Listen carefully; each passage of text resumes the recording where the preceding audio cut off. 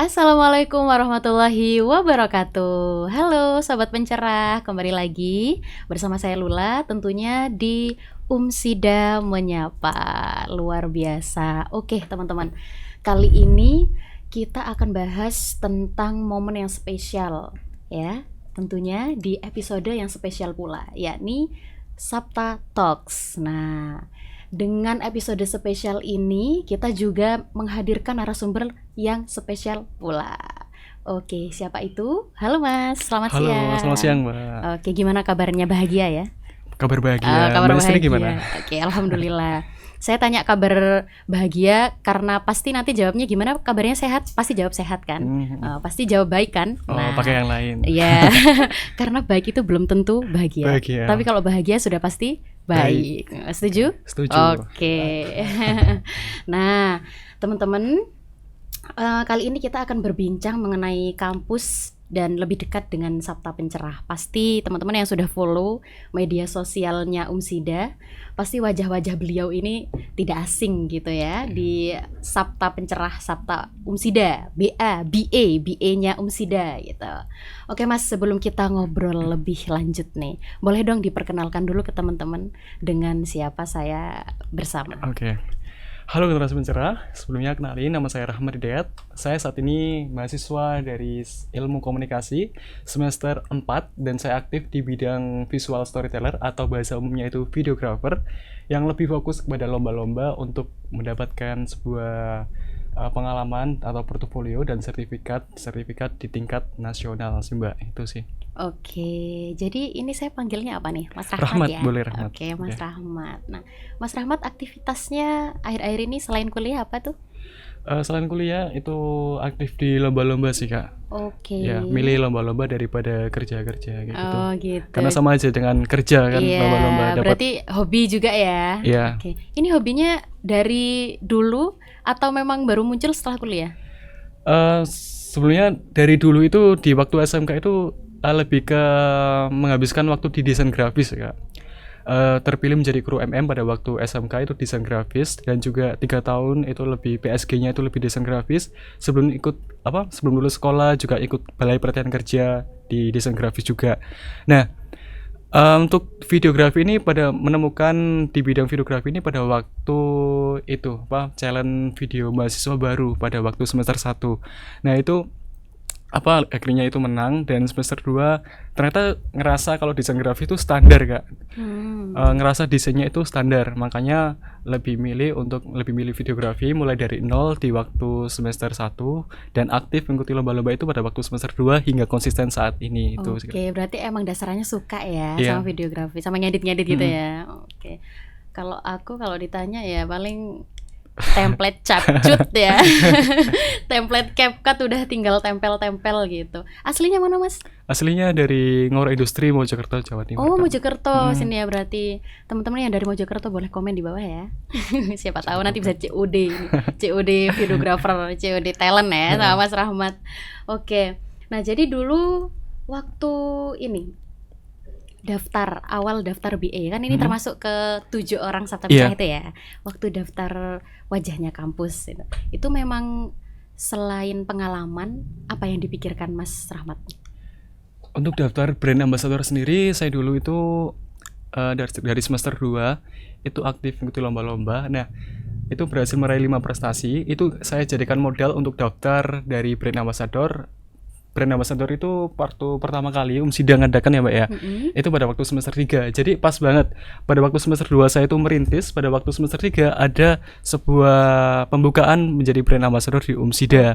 Akhirnya di situ itu daftar dengan modal bidang videografi dan juga prestasi tersebut dan akhirnya alhamdulillah terpilih menjadi ke-7 dari Sabta Pencerah salah satunya itu. Masya Allah, hebat banget sih, tidak menyia-nyiakan kesempatan ya. Yes. Oke, gitu teman-teman sekalian, buat contoh nih.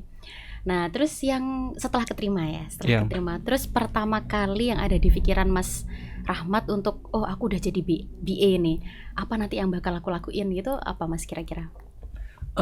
Bakal lakuin ya Mbak ya. Yang pertama itu berdampak Mbak. Biasanya kan BA kan hanya dia itu hanya modal, misalkan daftar BA udah Setelah itu dia itu mengikuti arus Kak, mengikuti arus. Misalkan di kampus ada acara ini, kalau nggak ada ya udah. Kalau saya itu lebih aktif di lomba-lomba sih Kak. Membawa nama kampus Umsida untuk di kancah nasional, dan setelah saya menjabat dalam waktu 3 bulan itu berhasil meraih 7 prestasi nasional Kak. Wah. Dalam kurun waktu 3 bulan, dan juga difasilitasi oleh kamera dan mic-nya dari Umsida Kak, Wow, gitu. wow, tepuk tangan. Oke, Tuh. nanti mungkin Bapak editor, Mas editor boleh kasih efek ya tepuk tangan. Hebat banget loh, luar biasa nih. Luar biasa, jarang loh Mas. Saya juga kayak ketemu orang kampus kan banyak ya, tapi jarang yang bertemu dengan yang emang bener-bener serius dan mengambil kesempatan tuh jarang banget. Ya, kebanyakan ya begitu ya. Ya ikut arus Kan gitu. namanya orang kan beda-beda. Oke. Terus kemudian di sini Mas Rahmat terkenal dengan 13 prestasi nasional. Wah, itu luar biasa banget. Itu boleh diceritakan nggak Mas gimana? Apa aja tuh prestasinya? Prestasi yang paling berdampak mungkin Kak ya, yang paling tinggi. Boleh. Sebenarnya tinggi teman-teman, karena tingkat nasional dan itu juga resmi. Dari saingan-saingannya juga nggak cuma 10 orang atau 20 orang, itu lebih dari 50 orang di setiap lomba. Untuk yang paling tinggi 3, mungkin 3 saja, yaitu yang pertama di semester 2 itu Universitas Ahmad Dahlan Kak. Itu Jogja. storytelling. Oke. Itu sebenarnya itu saya itu mengambil tema storytelling. Saya kira storytelling itu boleh kayak misalkan boleh untuk pindah-pindah posisi. Ternyata storytelling itu harus satu posisi kayak gini Kak. Jadinya iya. saya tuh udah janjian sama talent, ternyata akhirnya nggak jadi. Akhirnya saya sendiri yang tampil. Gitu. Nah itu kebetulan itu temanya itu cerita kuliahku.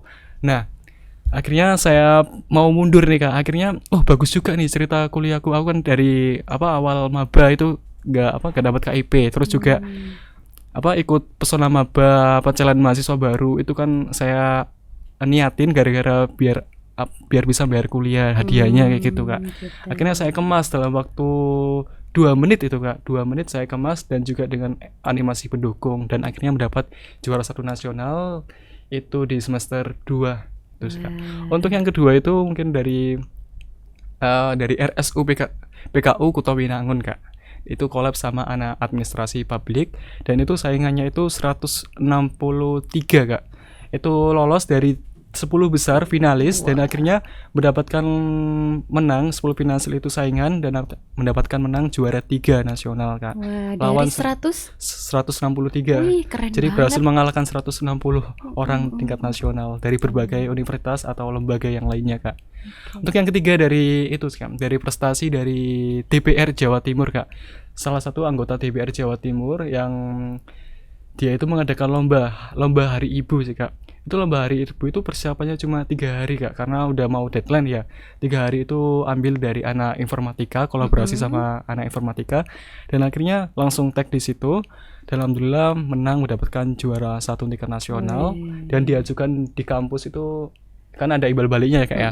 Itu 1.800.000 plus juga uang dari penyelenggaranya itu 500.000. Jadi bisa ya itu sama dengan kayak kerja sih Kak, lomba itu Kak. Padahal berapa Lebih dari menit kerja. ya itu? Iya, itu Hanya 1 berapa menit aja. Semenit udah dapat 2 juta ya itu. Paling tagnya cuma 1 jam gitu, Luar kan biasa. 1 menit aja. Padahal Kayak gitu. persiapannya mepet ya. Memang beda. Setara dengan gaji 1 bulan biasanya kayak. Iya. Beda memang kalau sudah pengalaman gini ya. Berarti kan sudah tahu ya mana ritmenya gimana, Strateginya terus gitu. polanya. Iya. Hebat. Oke, dari ceritanya Mas Rahmat nih ya, untuk meraih prestasi itu dulu kan pasti ada cerita di sisi lain, pertama kali megang kamera, Iya. terus habis itu pertama kali ngerti settingan kamera itu gimana Mas? Itu dari semester 2 Kak. Di waktu SMK itu tingkat internal, tingkat sekolah, tingkat balai pelatihan kerja. Kalau di semester 2 itu tingkat nasional, itu saya belajar dari nol, mulai dari nyeting kamera itu gimana. Karena apa? Karena nggak mungkin kalau misalkan selamanya itu pakai HP atau pakai iPhone, kan nggak selamanya itu iPhone itu ada. Nah itu pinjam dari prodi Kak. Jadi dari dulu itu, dari awal merintis itu udah pinjem Kak, karena udah nggak punya. Ya bagus dong. Kalau nggak gitu nggak mulai. Iya. Kalau gitu nggak mulai. Bener. Gitu. Jangan tunggu ada gitu ya. Biasanya kan orang ada alasannya, nggak punya fasilitas nggak mulai. Bener. Nah saya tuh dari dulu tuh pinjam dari berbagai pihak. dapat aja. Jadi punya alternatif, misalkan pihak pertama lagi dipakai, alternatif kedua, alternatif ketiga sampai alternatif keempat itu pasti ada aja. Asalkan kita itu mau berusaha, pasti ada jalannya aja. Minatnya, bener banget. Oke, oke. Gitu. Nah itu kan pasti banyak tantangannya kan, nggak mungkin mulus-mulus saja kan. Itu Iya. apa Mas, menurut Mas Rahmat tantangan terbesar gitu selama mengikuti lomba ini? Iya, bagi saya tantangan terbesar itu masih apa ya? Saya sendiri di sini itu enjoy aja, teman. Jadi tantangan terbesar itu bagi saya mungkin lebih ke bikin naskah sih, Kak. Itu aja. Kalau misalkan produksi atau sama talent itu gampang aja. Lebih ke bikin naskah, karena kan kunci kemenangan itu ada di naskah. Naskah itu saya bikin dulu itu pernah bikin naskah itu 2 minggu, ujung-ujungnya itu kalah. Jadi nggak ada jaminan kita tuh bikin naskah, kita produksi 10 jam itu nggak ada jaminan kita itu menang, karena yang menjamin itu ya itu tadi, gimana kita itu nguatin sebuah naskah, strateginya itu gimana, itu pengalamannya. Nah dari situ itu evaluasi, gimana kok naskah 2 minggu ini kok kalah sama orang-orang yang paling, orang itu mentok bikin naskah itu 1 mingguan ya, Kak. Ini 2 minggu kok kalah. Nah gimana itu evaluasinya, karena dievaluasi dan tahu nih gimana evaluasi dari pemenangnya itu kayak gimana, belajar dari pemenangnya kayak gitu sih, Kak. Oke. Itu tantangan terbesar, cuma satu sih, Kak, itu aja. Emang the real belajar dari Kesalahan. kesalahan. Bener banget. Tapi emang juga jarang Mas orang yang kayak ya wis lah, kalau emang udah kalah ya misalkan wis kalah wis males tuh. Biasanya kan ada Nggak kayak ikut gitu. lagi. Nggak ikut lagi wis Pasrah. gitu. Jadi kayak motivasinya tidak terbangkitkan lagi gitu. Berarti ya itu pelajaran ya Iya, buat pelajaran. karena memang tag video tuh kan nggak asal-asal ya, harus ada yang dipelajari. Karena Gitu. saya juga itu sih, Kak, apa, nggak menjamin saya misalkan collab sama saya nggak menjamin sebuah video itu menang. Iya. Tapi yang pertama saya jamin bahwa hasilnya itu bagus untuk ditandingin. Gimana kalau nggak bagus kan udah pasti gimana tanding sama peserta apalagi tingkat nasional orang lainnya kalau misalkan hasilnya nggak bagus. Penting hasilnya bagus, menang atau nggak menang ya itu Urusan belakang. urusan belakangan. Bonus ya, menang nggak menang, yang penting usahanya. Kalau mikir menang atau nggak menang kan nggak mulai-mulai nanti. Iya bener, nggak mulai-mulai. Bener. Oke, Mas Rahmat kan sekarang tadi semester berapa? Semester 4. 4. Oke, semester 4. Kan itu juga masih kuliah. Nah, itu gimana cara memanage manajemen waktunya Mas Waktu. Rahmat untuk ikut lomba dan kuliah gitu? Untuk manajemen waktu ya teman-teman ya. Untuk manajemen waktu ini sebelumnya saya itu nggak nyari celah waktu, tapi saya ini nyempetin, Kak, kayak gitu. Jadi kalau misalkan kita itu cari celah waktu, nggak akan ada waktu. Karena apa? Karena biasanya itu kalau cari waktu itu nggak akan ada. Karena apa? Biasanya orang mahasiswa liburan itu dipakai untuk liburan ya, Kak ya. Healing. Dipakai untuk healing atau waktu jam kosongnya itu dipakai untuk nongkrong. Nah saya itu nyempetin waktu, jangan nunggu waktu luang tapi sempetin waktu untuk hal yang produktif gitu sih, Kak. Nah misalkan kemarin tag dari itu video TBC dari collab sama anak AP ya, Kak ya. Itu ada waktu kosong saya itu 10.20 sampai jam 12.30 lanjut makul lagi. Nah gimana caranya waktu hampir 2 jam itu bisa untuk dipakai tag. Nah itu saya pakai tag, Kak. Itu belum makan sama sekali, yang penting tag dulu, nanti baru selesai tag baru ke kantin bareng kayak gitu sih, Kak. Jadi belum nyempetin makan nggak waktu. oleng dah itu. Jadi kita itu cari-cari waktu, jangan nunggu waktu luang, Kak. Karena itu tadi daripada 10.20 sampai jam 12.30 dipakai waktu nongkrong, lebih baik dipakai untuk hal yang produktif. Karena juga lomba ini juga investasi, teman-teman. Kalian itu misalkan ikut 3 lomba ini pasti nantinya itu nggak tahu yang mana yang menang ya, Kak ya. Bisa jadi 3-tiganya ini menang semuanya atau salah satunya. Nah itu investasinya. Ya Jadi gitu. coba aja semua ya. Iya, sempetin waktu untuk hal yang produktif daripada cuma habis ada waktu rehat tapi di waktu untuk makan, tidur-tiduran bisa di Tidur-tiduran rumah. terus ketiduran nanti. Baik pakai buat lomba-lomba kayak gitu, Kak. Tips Gitu. dari Mas Sempetin Rahmat waktu. nih. Oke. Terus ini Mas, selain pengalaman ya, pastikan untuk ikut lomba itu pasti mencari pengalaman. Nah, Iya. selain itu ada tujuan lain nggak Mas mengikuti lomba-lomba ini? Tujuan lain itu sih, Kak. Sebelumnya saya pertama itu dari semester 2 itu sebelumnya itu kerja di travel umroh ya, Kak ya. Itu resign karena ingin fokus pada lomba-lomba, bukan cari uangnya. Kalau misalkan saya cari uangnya ya, saya kerja aja. Saya nggak bakal kekurangan gitu. Udah pasti kan udah terjamin dari hasil pekerjaan saya tadi. Nah, saya di situ itu resign. akhirnya fokus ke lomba-lomba yang nggak pasti ada menang atau kalahnya ya Kak ya. Yaudah, kalau misalkan jamin menang pasti kan terjamin uangnya Kak ya. Iya. Saya di situ itu mulai merintis, dan juga gimana caranya lomba itu bisa ngasilin. Nah, untuk motivasinya yang kedua selain pengalaman itu setelah kita itu tahu bahwa lomba ini menghasilkan uang ya Kak ya. Nah, itu motivasinya, yaitu selain cari pengalaman, cari sertifikat, itu yang kedua adalah cari uang sih Kak. Cari uang. Iya, Heeh. memang dunia ini memang butuh sebenarnya. Karena bagus-bagusnya kita ikut lomba-lomba itu pada waktu mahasiswa. Jangan sampai ketika sudah lulus kita baru kepikiran untuk fokus ke lomba-lomba, kan bukan Iya. pada waktunya lomba-lomba lagi, pada waktu selesai mahasiswa. Waktunya untuk cari uang yang lebih yang lebih pasti gitu ya waktunya Kak ya. menuai ya. Heeh, Sudah gitu. menanamnya kan di kuliah. Di kuliah. masih Jadi kuliah. ketika lulus itu portofolionya udah cukup Oke. gitu, pengalamannya udah cukup, dan tinggal cari perusahaan atau pekerjaan yang sesuai bidang kita, yaitu dengan modalkan portofolio kita itu Kak. Gitu. Oke. Siap. Nah, biasanya kan konten creator itu punya ciri khas ya, Mas ya. Punya ciri khas masing-masing gitu. Kalau Mas Rahmat nih ciri khasnya seperti apa? Saya itu biasanya itu kembali lagi, biasanya itu saya upload dengan talent, kolaborasi sama talent ya Kak ya. Karena apa? Karena kalau misalkan saya tampil, saya bikin naskah aja misalkan 1 minggu ya Kak ya. 1 minggu belum ngapalin naskahnya. Terus belum juga cari kameramen, apalagi kameramen di sini tuh nggak pasti. Iya. Dia itu lagi nggak sibuk atau enggak ya Kak ya. Daripada begitu, saya mending fokus di balik layar ya Kak ya. Mending kalau sama talent, kalau berisi sama talent saya suruh untuk ngapalin naskah Kak. Jadi saya tinggal tag aja, fokus di produksi. Biasanya juga kalau misalkan saya tampil sendiri nih Kak ya, Ya. kameramennya itu nggak bakal paham Kak gimana Iya, wajah maunya kita, kita tuh ekspresinya gimana? itu gimana. Nah, kalau misalkan saya di balik layar bisa memastikan gimana ekspresinya, intonasinya itu disesuaikan sama bagian-bagiannya. Ya gitu Kak. Misalkan bagian masalah harus lebih greget ekspresinya. Biasanya kan kameramennya itu hanya dapat udah selesai Mas, tapi nggak bilang ekspresinya kurang dan sebagainya. Yang Kayak penting tag gitu aja. Udah selesai 6 hari. Oke, kayak ini gitu, juga Kak. ada ilmunya juga kan ya untuk mengatur polanya gimana. Oh, waktu ini harus begini ekspresinya gitu. Kayak Oke, gitu. oke. Ini ada Mas Rahmat ada Instagram? Ada. Boleh ditayangkan ya video hasilnya Mas Rahmat itu. Mungkin boleh ditunjukkan Mas Rahmat? Ya, nunjukin salah satunya ini dari DPR Jawa Timur ya Kak ya. Oke. Misalkan Nah, ini salah satunya Hari Ibu. Kan.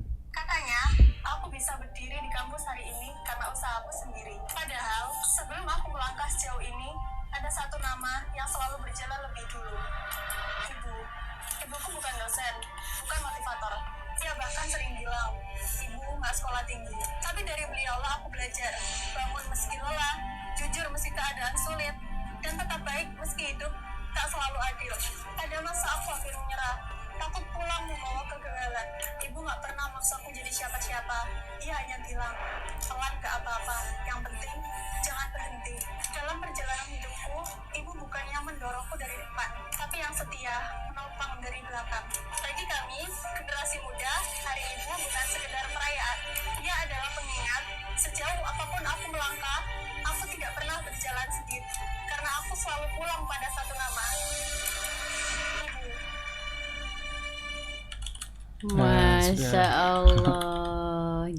Gimana teman-teman? Keren kan? Iya. Keren banget sih ya. Menurutku itu emang udah tertata Mas ya. Jadi kapan dia ngomong, kapan ada editing. Ya, itu dari naskahnya sih Kak. Naskahnya yang gitu. bagus. Ada nilai story-nya, ada hook-nya, ada emosinya. Oh, itu Dan namanya hook penutupnya ya. juga. Ya, keren. Gitu. Itu sekalian di-spill tuh itu tadi ya nama IG-nya Mas Iya. Rahmat.